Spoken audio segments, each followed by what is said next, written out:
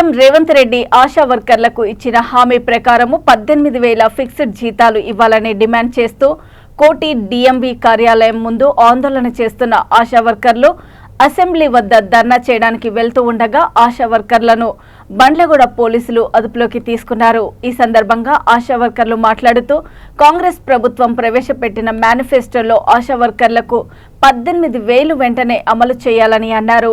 తెలంగాణ వచ్చినప్పుడు కేసీఆర్ మమ్మల్ని పిలిచి మాట్లాడి సానుకూలంగా వ్యవహరించారు, కానీ కాంగ్రెస్ ప్రభుత్వం మమ్మల్ని మనుషులుగా చూడటం లేదు, పురుగుల కంటే హీనంగా వ్యవహరిస్తున్నారని అన్నారు।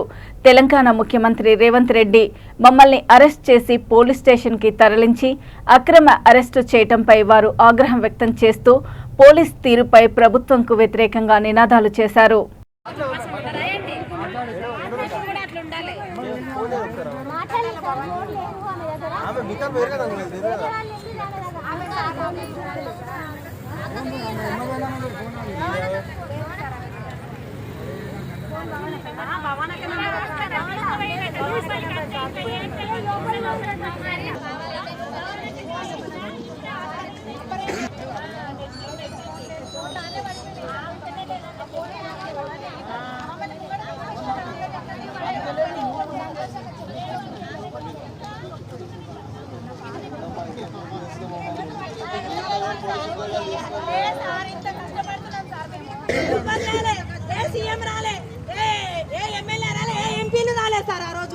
ఆశా వర్కర్ పోలీసు వాళ్ళే పనిచేసిర్రు।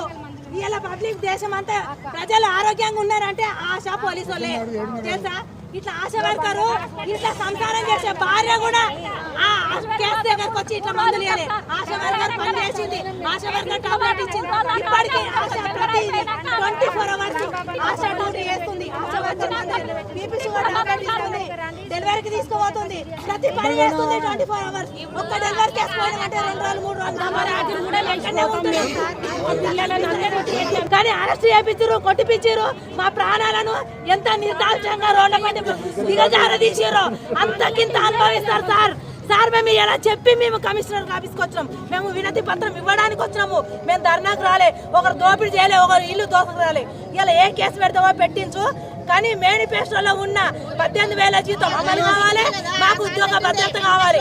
ఆ రెండు అయ్యేంత వరకు ఆశ ఏంది, ఆశ తడాకేందో చూపిస్తాం। ఇలా మమ్మల్ని ఎంత దెబ్బ కొట్టిపించినామో అంతకంత మేము తీర్చుకుంటాం।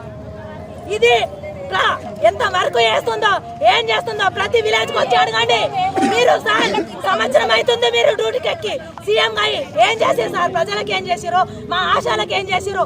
మేము ఎన్నిసార్లు వినతి పత్రాలు ఇచ్చినాం, ఏ వినతి పత్రాలకు మీరు పలికిరు చెప్పండి? అదే కేసీఆర్ సార్ వచ్చిన 4 నెలలకే పిలిచిండు, అమ్మ మీ ప్రాబ్లం ఏందని అడిగిండు। సార్ మాకు ఈ ప్రాబ్లాలు ఉన్నాయని చెప్పినాము, చెప్తే అమ్మ నేను గంత కాదు గింత మీకు 6,000 జీతం ఫిక్స్ చేస్తున్నా అన్నాడు।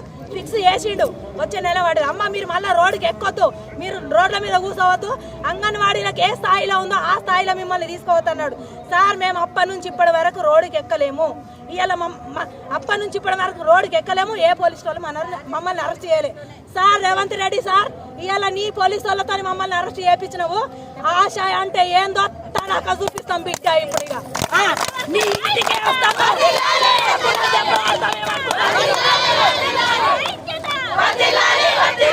అది పిక్చర్